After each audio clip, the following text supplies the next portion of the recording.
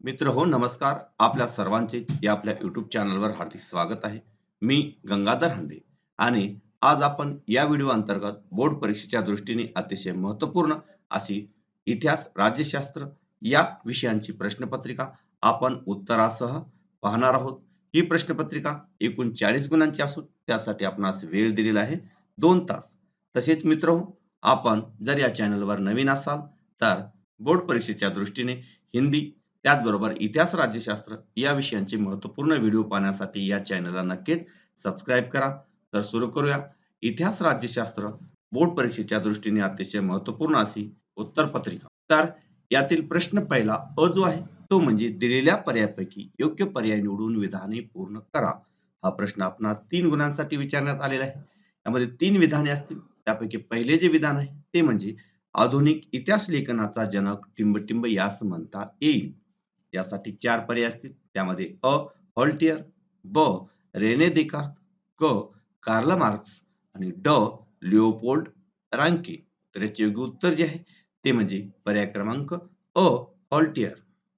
विद्यार्थ्यांनी विधान पूर्ण लिहून रिकाम्या जागी योग्य पर्याय लिहून त्या पर्यायाला अधोरेखित करायचे आहे. त्यानंतर दुसरे विधान आपण पाहूया. दुसरे विधान आहे कल्लन याने लिहिलेला टिंबटिंब हा काश्मीरच्या इतिहासावरील ग्रंथ आहे. यासाठी पर्याय आहेत अ. हर्षचरित, ब. अकबरनामा, क. राजतरंगिणी आणि ड. हितोपदेश. तर याचे योग्य उत्तर जे आहे ते म्हणजे पर्याय क्रमांक क. राजतरंगिणी. त्यानंतर तिसरे जे विधान आहे ते म्हणजे छत्रपती शिवाजी त्यानंतर तिसरे जे विधान आहे ते म्हणजे छत्रपती शिवाजी महाराजांच्या कारकिर्दीतील टिंबटिंब हा महत्वाचा कोश आहे. यासाठी पर्याय आहेत अ. विश्वकोश, ब. चरित्रकोश, क. संस्कृती कोश आणि ड. राज्य व्यवहार कोश. तर याचे योग्य उत्तर जे आहे ते म्हणजे पर्याय क्रमांक ड. राज्य व्यवहार कोश. त्यानंतर प्रश्न पहिला ब जो आहे तो म्हणजे पुढीलपैकी चुकीची जोडी ओळखा व लिहा. हा प्रश्न 3 गुणांसाठी आहे. यामध्ये 3 गट दिले जातील. प्रत्येक गटात एक चुकीची जोडी असेल. आपणास फक्त चुकीची जोडी ओळखून जशास तशी लिहायची आहे. दुरुस्त करण्याची आवश्यकता नाही. तर पहिला गट आपण पाहूया. पहिल्या गटात 1 माथेरान थंड हवेचे ठिकाण, 2 ताडोबा लेणी, 3 कोल्हापूर देवस्थान आणि 4 अजिंठा जागतिक वारसा स्थळ. तर या 4 पैकी चुकीचा जो गट आहे, चुकीची जी जोडी आहे, ती म्हणजे जोडी क्रमांक 2 ताडोबा लेणी. त्यानंतर दुसरा जो गट आहे, तो गट आपण पाहू. त्यामध्ये 1 दुर्ग भ्रमण यात्रा, कृषी पर्यटन, 2 लोणार सरोवर भेट, भौगोलिक पर्यटन, 3 हिमालयन कार रॅली, क्रीडा पर्यटन आणि 4 फिल्म फेस्टिवल, नैमित्तिक पर्यटन. तर यापैकी चुकीची जोडी आहे ती म्हणजे जोडी क्रमांक 1 दुर्ग भ्रमण यात्रा, कृषी पर्यटन. त्यानंतर तिसरा जो गट आहे, तो गट आपण पाहूया. त्यामध्ये 1 मल्लखांब, शारीरिक कसरतीचे खेळ, 2 वॉटर पोलो, पाण्यातील खेळ, 3 स्केटिंग, साहसी खेळ आणि 4 बुद्धिबळ, मैदानी खेळ. तर यापैकी चुकीची जोडी जी आहे, जोडी क्रमांक 4 बुद्धिबळ, मैदानी खेळ. त्यानंतर प्रश्न दुसरा अ जो आहे तो म्हणजे दिलेल्या सूचनेनुसार कृती करा. कोणत्याही 2 कृती करायच्या आहेत. तर त्यामध्ये पहिली जी आहे, पहिली संकल्पना चित्र आहे ते म्हणजे भारतातील राष्ट्रवादी इतिहासकार. तर याचे योग्य उत्तर जे आहे त्यामध्ये 1 महादेव गोविंद रानडे, त्यानंतर 2 रामकृष्ण गोपाळ भांडारकर, त्यानंतर 3 विनायक दामोदर सावरकर आणि 4 विष्णू शास्त्री चिपळूणकर. त्यानंतर दुसरे संकल्पना चित्र आपण पाहूया. दुसरे संकल्पना चित्र आहे ते म्हणजे भारतातील नैसर्गिक जागतिक वारसा स्थळे. तर याचे उत्तर आहे 1 पश्चिम घाट, त्यानंतर 2 मानस वन्यजीव अभयारण्य, त्यानंतर 3 सुंदरबन राष्ट्रीय उद्यान आणि 4 केवल देवी राष्ट्रीय उद्यान. त्यानंतर तिसरे जे संकल्पना चित्र आहे ते आपण पाहूया. तिसरे संकल्पना चित्र आहे बैठे खेळ. तर त्यामध्ये 1 बुद्धिबळ, 2 सागरगोटे, त्यानंतर 3 सापशिडी आणि 4 भातुकली. अशा प्रकारे 4 आपण बैठे खेळ लिहू शकता. इतरही बैठे खेळ लिहिले तरी चालेल. त्यानंतर प्रश्न दुसरा ब जो आहे तो म्हणजे पुढील संकल्पना स्पष्ट करा. कोणत्याही 2 संकल्पना आपणास स्पष्ट करावयाच्या आहेत. तर पाहूया पहिली जी संकल्पना आहे ती म्हणजे कृषी पर्यटन. तर याचे उत्तर 1. शेती आणि शेतीशी संबंधित उपक्रम पाहण्यासाठी केलेला प्रवास म्हणजे कृषी पर्यटन होय. त्यानंतर 2. अलीकडच्या काळात मोठ्या प्रमाणात कृषी संशोधन चालू आहे. त्यासाठी भारतभर कृषी संशोधन केंद्र आणि कृषी विद्यापीठे स्थापन झालेली आहेत. त्यानंतर तिसरा मुद्दा, कोणत्या पिकांना कोणती माती योग्य, तिचा दर्जा, गांडूळ शेती, शेततळी, फळबागा इत्यादी उपक्रम काही भागात घेतले जातात. सिक्कीम सारखे राज्य सेंद्रिय उत्पादन राज्य म्हणून घोषित झाले आहे. त्यानंतर चौथा मुद्दा, पावसाचे प्रमाण कमी असूनही इस्रायल सारख्या देशाने शेतीच्या क्षेत्रात मोठी प्रगती केली. हे सर्व अभिनव प्रकल्प व उपक्रम तसेच शेतीच्या आधुनिक तंत्रज्ञानाच्या माहितीसाठी शेतकरी, विद्यार्थी, शहरी लोक जात असतात, परदेशी लोकही येतात. त्यामुळे आज कृषी पर्यटन झपाट्याने वाढत आहे. अशा प्रकारे ही संकल्पना आपणास स्पष्ट करता येते.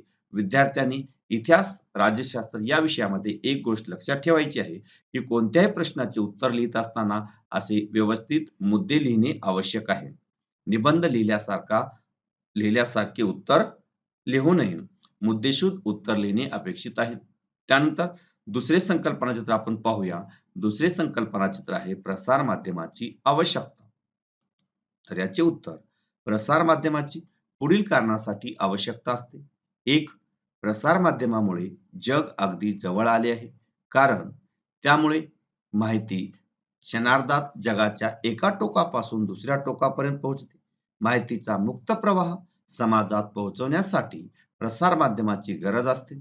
त्यानंतर दुसरा मुद्दा, प्रसार माध्यमामुळे लोकांना घटना प्रत्यक्ष पाहावयास मिळतात. माहितीची देवाणघेवाण होते. अद्ययावत ज्ञानाचा प्रसार होतो. त्यानंतर तिसरा मुद्दा, प्रसार माध्यमाद्वारे मनोरंजन होते. तसेच शैक्षणिक, व्यावसायिक प्रगतीसाठी आवश्यक असलेली माहिती ग्रामीण व दुर्गम भागापर्यंत पोहोचली जाते. त्यानंतर चौथा मुद्दा, प्रसार माध्यमामुळे लोकशाही अधिक सुदृढ होण्यास मदत होते. म्हणून प्रसार माध्यमे फार महत्वाची आहेत. त्यानंतर तिसरी जी संकल्पना आहे ती म्हणजे सरस्वती महाल ग्रंथालय. तर याचे उत्तर 1. 16व्या-17व्या शतकातील नायक राजाच्या काळात तामिळनाडूमधील तंजावर येथे सरस्वती महाल ग्रंथालय बांधले गेले. त्यानंतर 2. व्यंकोजी राजे भोसले यांनी 1675 साली तंजावर जिंकल्यानंतर त्यांनी व त्यांच्या वंशजांनी हे ग्रंथालय अधिक समृद्ध केले. त्यानंतर तिसरा मुद्दा, या ग्रंथालयात सुमारे 49,000 ग्रंथ आहेत. हे प्राचीन ग्रंथ हा इतिहासाचा फार मोठा ठेवा आहे. तत्कालीन महत्वाची कागदपत्रे, मोडी लिपीतील ग्रंथ, दस्तऐवज व या ग्रंथालयात संग्रहित केले आहेत. प्राचीन इतिहासाची ती महत्वाची साधने आहेत. आणि चौथा जो मुद्दा आहे तो म्हणजे हे ग्रंथालय समृद्ध करण्यात सरफोजी राजे भोसले यांचे मोठे योगदान असल्याने 1918 मध्ये या ग्रंथालयाला त्यांचे नाव देण्यात आले. त्यानंतर प्रश्न तिसरा जो आहे तो म्हणजे पुढील विधाने सहकारण स्पष्ट करा. कोणते 2 विधाने आपणास सोडवायचे हा प्रश्न 4 गुणांचा. पाहूया पहिले विधान कोणते आहे? पहिले विधान आहे, हॉल्टियर यांना आधुनिक इतिहास लेखनाचे जनक असे म्हटले जाते. तर याचे उत्तर, हॉल्टियरच्या मते इतिहास लेखनासाठी 1. वस्तुनिष्ठ सत्य आणि घटनांचा कालक्रम योग्य असायला हवा. त्यानंतर दुसरा मुद्दा, तत्कालीन समाजाच्या परंपरा, शेती, व्यापार व अर्थव्यवस्था यांचा विचार होणे आवश्यक आहे. आणि तिसरा जो मुद्दा आहे तो म्हणजे या त्यांच्या मतामुळे इतिहासाची मांडणी करताना मानवी जीवनाचा सर्वांगीण विचार व्हायला हवा. हा नवीन विचार पुढे आला म्हणून व्हॉल्टेअर यांना आधुनिक इतिहास लेखनाचे जनक असे म्हटले जाते. त्यानंतर दुसरे विधान आपण पाहूया. दुसरे विधान आहे ते म्हणजे बखर हा ऐतिहासिक साहित्यातील महत्वाचा प्रकार आहे. तर याचे उत्तर, 1. ऐतिहासिक साहित्यात फारसी ग्रंथ, ताम्र, शिलालेख, कागदपत्रे, नाणी, प्रवास वर्णने इत्यादी साधनाबरोबर ऐतिहासिक बकरीचाही समावेश होतो. त्यानंतर दुसरा मुद्दा, बखरीत शूर योद्ध्यांचे गुणगान असते. ऐतिहासिक घडामोडी आणि योद्धांची वर्णने असतात. त्यानंतर तिसरा मुद्दा, थोर पुरुषांची चरित्रे आणि त्या काळातील नगरांची वर्णने असतात. त्यानंतर चौथा जो मुद्दा आहे तो म्हणजे तत्कालीन सामाजिक, धार्मिक आणि आर्थिक जीवनाचे चित्र रंगवलेले असते. ही वर्णने इतिहास लेखनाला उपयुक्त ठरतात. म्हणून बखर हा ऐतिहासिक साहित्यातील एक महत्वाचा प्रकार मानला जातो. त्यानंतर तिसरे जे विधान आहे ते म्हणजे वर्तमानपत्रांना इतिहास या विषयांची गरज पडते. तर याचे जे उत्तर आहे त्यामध्ये एक, एखाद्या बातमीचा सविस्तर आढावा घेताना वर्तमानपत्रांना तिचा भूतकाळ शोधावाच लागतो. त्यानंतर दुसरा मुद्दा, वर्तमानपत्रात काही सदरे अशी असतात की ती इतिहासावरच आधारलेली असतात. अशा सदरातून भूतकाळातील आर्थिक, सामाजिक, राजकीय घटना आपणास समजतात. त्यानंतर तिसरा मुद्दा, वृत्तपत्रे भूतकाळातील घटना, युद्धे, नेते आदींची शताब्दी वा 50-75 वर्ष पूर्ण झाल्यानिमित्ताने लेख वा विशेष पुरवण्या काढतात. अशा वेळी संबंधित घटनेचा भूतकाळ अभ्यासावा लागतो. आणि चौथा जो मुद्दा आहे तो म्हणजे दिनविशेषासारखी सदरे देतानाही पूर्वीच्या घटना माहीत करून घ्याव्या लागतात. म्हणून वर्तमानपत्रांना इतिहास या विषयाची गरज असते. त्यानंतर चौथे जे विधान आहे ते म्हणजे सध्याच्या काळात खेळांचे अर्थकारण बदललेले आहे. तर याचे उत्तर एक, विसाव्या 21व्या शतकात खेळाचे आंतरराष्ट्रीयकरण झाले आहे. त्यानंतर दुसरा मुद्दा, सर्वच सामन्याचे थेट प्रक्षेपण जगाच्या कानाकोपऱ्यात एकाच वेळी होत असते, ज्यामुळे हौशी खेळाडू शिकण्यासाठी तर प्रेक्षक मनोरंजनासाठी सामने पाहतात. त्यानंतर तिसरा मुद्दा, निवृत्त खेळाडू समालोचनासाठी वाहिन्यावर येतात. त्यानंतर चौथा मुद्दा, मोठा प्रेक्षक वर्ग सामने पाहतो. यामुळे कंपन्या मोठ्या प्रमाणावर पैसा खर्च करून आपल्या उत्पादनाच्या जाहिराती खेळाच्या प्रेक्षेपण दरम्यान करीत असतात. या सर्व कारणामुळे सध्याच्या काळात खेळाचे अर्थकारण बदललेले आहे. त्यानंतर प्रश्न चौथा जो आहे तो म्हणजे दिलेला उतारा वाचून त्या खालील प्रश्नाचे आपणास उत्तरे द्यावयाचे आहेत. हा जो उतार आहे हा उतारा आपणास काळजीपूर्वक वाचायचा आहे. हा प्रश्न 4 गुणांचा असेल. यामध्ये 3 प्रश्न विचारले जातील. त्यापैकी 2 प्रश्न हे 1-1 गुणाचे असतील व 1 प्रश्न हा 2 गुणांचा असेल. तर पाहूया हा जो उतारा आहे या उतार्यावर कोणते प्रश्न आहेत. पहिला जो प्रश्न आहे तो म्हणजे बाळ जगन्नाथ पंडित कोणते काम करत असत. तर याचे उत्तर, बाळ जगन्नाथ पंडित क्रिकेट सामन्याचे आकाशवाणीवरून समालोचन करत असत. त्यानंतर दुसरा प्रश्न आपण पाहू, समालोचकाचे कोणते काम असते.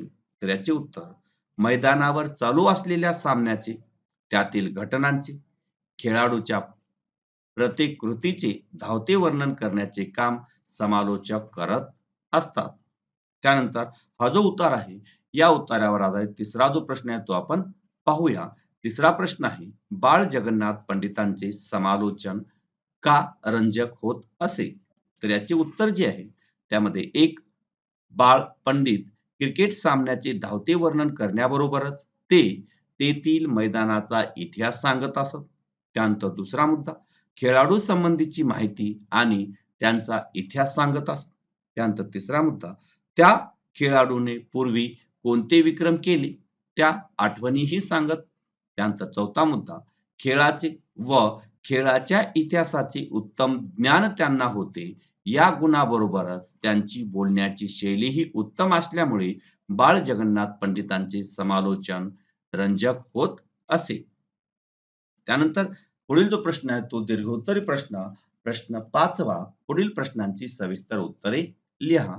कोणतेही 2 प्रश्न आपणास सोडवायचे आहेत. हा प्रश्न 6 गुणांसाठी आहे. तर पाहूया यातील पहिला जो प्रश्न आहे तो म्हणजे पर्यटनाशी संबंधित व्यावसायिक क्षेत्रे स्पष्ट करा. तर याचे उत्तर, पर्यटनाशी संबंधित अशी पुढील व्यावसायिक क्षेत्रे आहेत. त्यामध्ये एक, पर्यटकांच्या राहण्यासाठी असणारी निवासस्थाने चालविणे, ती बांधण्यासाठी संबंधित असणारे उद्योग, त्यानंतर 2 खाद्यपदार्थाची दुकाने, हॉटेल्स, खानावळी इत्यादी उद्योग. त्यानंतर तिसरा हस्तउद्योग व कुटीर उद्योग आणि त्यांच्या विक्रीची दुकाने. त्यानंतर चौथा मुद्दा हॉटेलांशी संबंधित दूध, भाज्या, किराणा इत्यादी शेती व पशु उद्योग. त्यानंतर पाचवा मुद्दा पर्यटकांच्या वाहतुकीसाठी असणारे बस, रिक्षा, टॅक्सी आदी उद्योग. त्यानंतर सहावा जो मुद्दा आहे तो म्हणजे प्रवासी एजंट, फोटोग्राफर, मार्गदर्शक, ठीक ठिकाणाची माहिती छापणारे मुद्रक इत्यादी व्यवसायही पर्यटकांशी संबंधित असतात. अशा प्रकारे सविस्तर उत्तर आपणास लिहायचे आहे. त्यानंतर दुसरा जो प्रश्न आहे तो आपण पाहू. दुसरा प्रश्न आहे, लिखित साधनाचा अभ्यास करणाऱ्यांनी कोणते प्रशिक्षण घेण्याची आवश्यकता असते? हा प्रश्न महत्वपूर्ण आहे. याची उत्तरे आपण पाहूया. तर याचे उत्तर, इतिहासाच्या अभ्यासकाला लिखित साधनाचा अभ्यास करावाच लागतो. ही साधने हाताळताना त्याला पुढील प्रशिक्षणाची आवश्यकता असते. त्यामध्ये 1 त्याला ब्राह्मी, मोडी, पर्शियन यासारख्या प्राचीन लिप्या आणि त्यांचा विकासक्रम याचे ज्ञान हवे. त्यानंतर दुसरा मुद्दा, तो ज्या काळातील घटनांचा अभ्यास करीत आहे त्या इतिहास काळातील समाजरचना व परंपरा त्यांनी माहिती करून घेतलेल्या पाहिजेत. त्यानंतर तिसरा मुद्दा, त्या काळातील साहित्य, लिहिण्याच्या पद्धती याची त्यांना ओळख असावी. त्यानंतर चौथा मुद्दा, तत्कालीन संस्कृती, शासन व्यवस्था, राजसत्ता याचे त्याला प्राथमिक ज्ञान असावे. आणि पाचवा जो मुद्दा आहे तो म्हणजे तत्कालीन चित्रशैली, शिल्पकला शैली आणि यांचा विकासक्रम याचा त्याने अभ्यास केला पाहिजे. त्यानंतर सहावा जो मुद्दा आहे तो म्हणजे जे प्राचीन दस्तऐवज तो जो हाताळणार आहे त्या कागद प्रकारचा शाई, त्या कागदाचा प्रकार, शाई व रंग, वृत्तपत्रे इत्यादी बाबत त्याला माहिती असावी. त्यानंतर सातवा जो मुद्दा आहे तो म्हणजे कोरीव लेखासाठी वापरलेला दगड, स्वरूपाविषयीची माहिती त्याने अवगत केलेली असावी. त्यानंतर आठवा मुद्दा, धातू, त्यांचा अभ्यासाविषयी संबंधीची यापूर्वी झालेले संशोधन लेखन त्यांनी वाचलेले असावे. आणि नववा जो मुद्दा आहे तो म्हणजे दस्तऐवजाची सफाई व संवर्धन यासाठी आवश्यक असणाऱ्या रासायनिक प्रक्रिया व त्यासाठी लागणारी उपकरणे व रसायने यांची माहिती त्याला असावी. आणि दहावा जो मुद्दा आहे तो म्हणजे संग्रहालयाच्या दालनामधील प्रदर्शन, व्यवस्थापन आणि माहिती तंत्रज्ञान त्यांनी अभ्यासलेले असावे. त्यानंतर तिसरा जो प्रश्न आहे तो म्हणजे वंचिताच्या इतिहास लेखनातील फुले आंबेडकर यांचे कार्य स्पष्ट करा.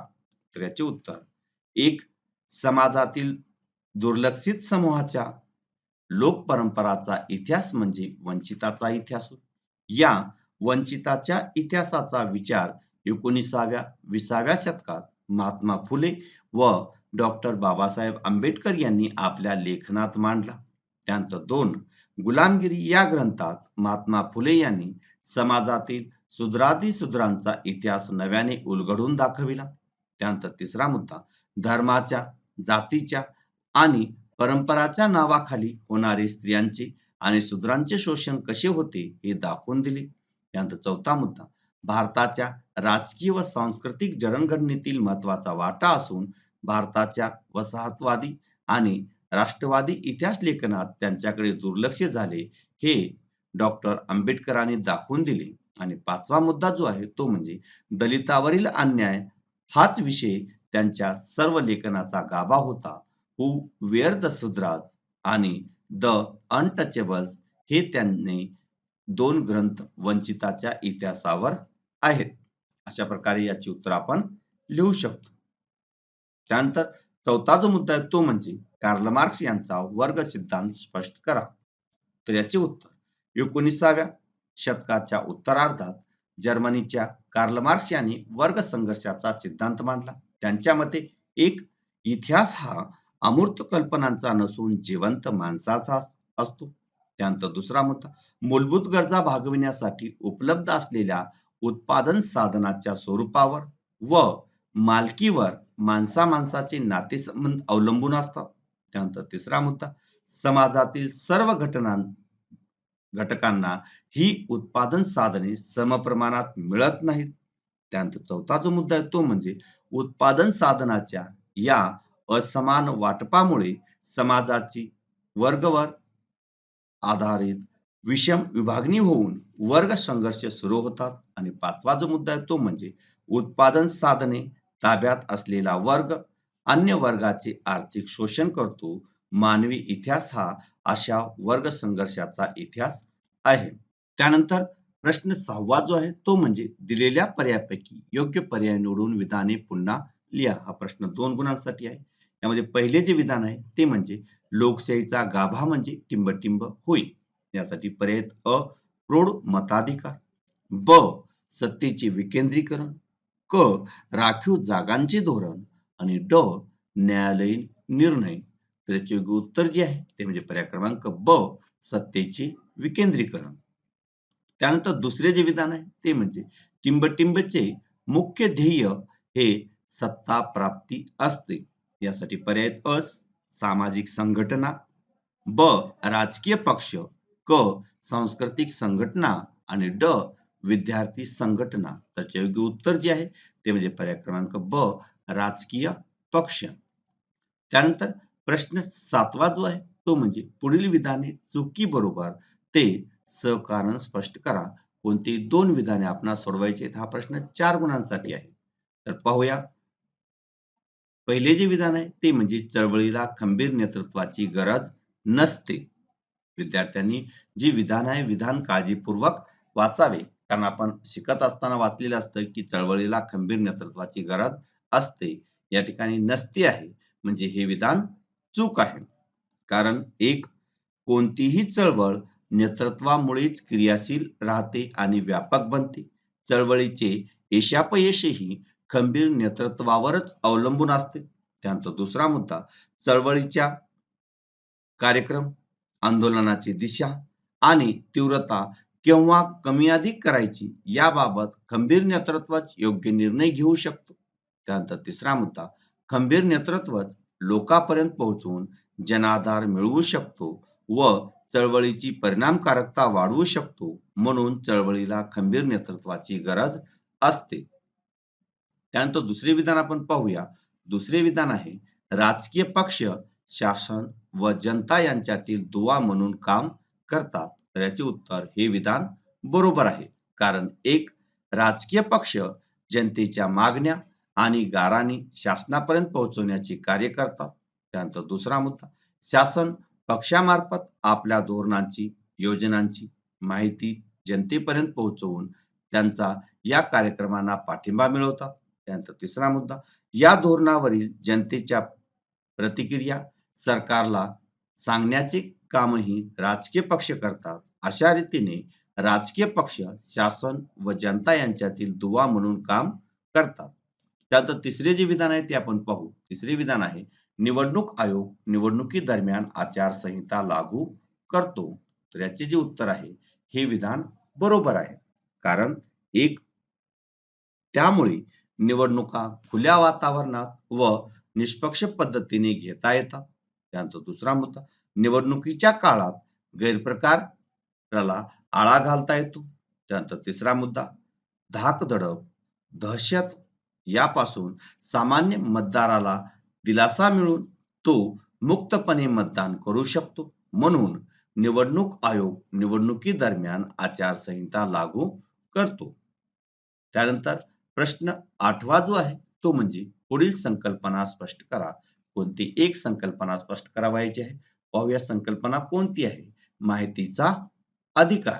तर याचे उत्तर एक शासनाने केलेल्या व्यवहाराची माहिती जनतेला मिळावी.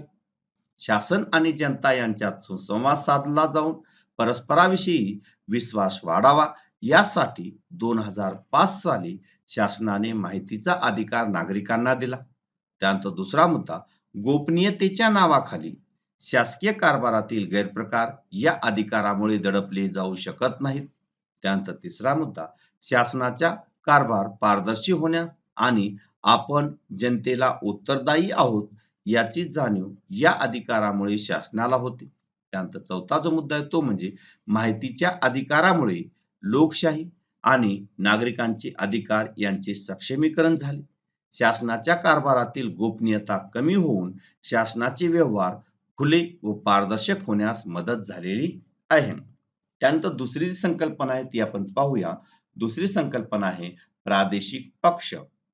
तर याचे जे उत्तर आहे त्यामध्ये एक विशिष्ट प्रदेशाच्या वेगळेपणाचा अभिमान बाळगणाऱ्या व त्या प्रदेशाचा विकास करण्यासाठी सत्तेच्या स्पर्धेत उतरणाऱ्या राजकीय गटांना प्रादेशिक पक्ष असे म्हणतात. त्यानंतर दुसरा मुद्दा, या पक्षांचा आपल्या प्रदेशापुरताच मर्यादित प्रभाव असतो. आपल्या प्रदेशाच्या विकासाबरोबरच आपल्या प्रदेशाला स्वायत्तता असावी असा या पक्षाचा आग्रह असतो. त्यानंतर तिसरा मुद्दा, आपल्या प्रदेशात प्रभावी भूमिका घेऊन हे पक्ष आता राष्ट्रीय राजकारणातही आपला प्रभाव टाकू लागले आहेत.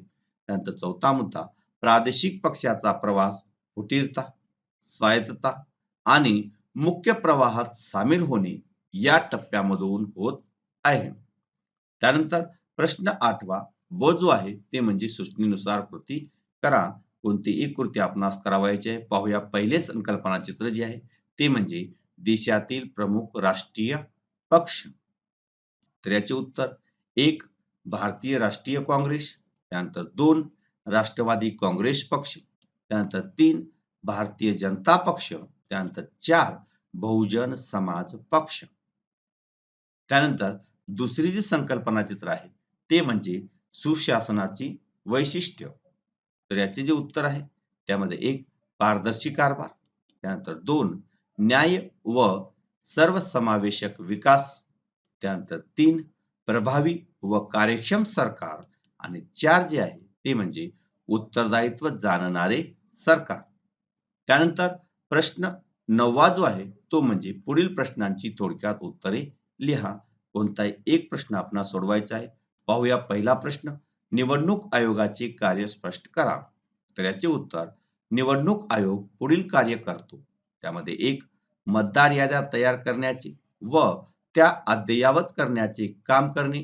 त्यानंतर दुसरा मुद्दा, निवडणुकांचे वेळापत्रक आणि निवडणुकींची प्रक्रिया यांचे नियोजन करणे. त्यानंतर तिसरा मुद्दा, उमेदवारांच्या अर्जांची छाननी करणे. त्यानंतर चौथा मुद्दा, निवडणुका घेणे व त्या संबंधीची सर्व कामे करणे. आणि पाचवा जो मुद्दा आहे तो म्हणजे राजकीय पक्षांना मान्यता देणे वा रद्द करणे. आणि सहावा जो मुद्दा आहे तो म्हणजे निवडणुकी संबंधीतील सर्व वाद वा तक्रारींचे निराकरण करणे. ही सर्व कामे निवडणूक आयोगाला पार पाडावी लागतात. त्यानंतर दुसरा जो प्रश्न आहे तो आपण पाहू. दुसरा प्रश्न आहे, मतदाराचे वय 21 वरून 18 वर्ष केल्यामुळे कोणते परिणाम झाले? 21 वरून 18 वर्ष केल्यामुळे कोणते परिणाम झाले? तर याचे उत्तर, भारतीय संविधानाने सर्व स्त्री-पुरुष नागरिकांसाठी मतदानासाठीची वयोमर्यादा किमान 21 वर्ष पूर्ण अशी ठेवली होती. ही मर्यादा 18 वर्ष करण्यात आल्याने त्यामध्ये पहिला जो परिणाम झाला तो म्हणजे युवा वर्गाला राजकीय अधिकार लवकर प्राप्त झाले. त्यानंतर दुसरा मुद्दा, आपले प्रतिनिधी कसे असावेत याबाबत निर्णय घेण्याचा अधिकार युवा वर्गाला मिळाला. त्यानंतर तिसरा मुद्दा, यामुळे भारतीय लोकशाहीची व्याप्ती वाढून ती जगातील सर्वात मोठी लोकशाही बनली. आणि चौथा जो मुद्दा आहे तो म्हणजे या निर्णयामुळे भारतीय लोकशाही अधिक परिपक्व बनली. युवा वर्गाची राजकीय जाणीवा अधिक प्रगल्भ होण्यास मदत झाली. तर मित्रहो, बोर्ड परीक्षेच्या दृष्टीने हिंदी व इतिहास या विषयाचे असेच व्हिडिओ पाहण्यासाठी चॅनलला नक्कीच सबस्क्राईब करा. धन्यवाद. व्हिडिओ आवडला तर आपल्या मित्रापर्यंत नक्कीच शेअर करा.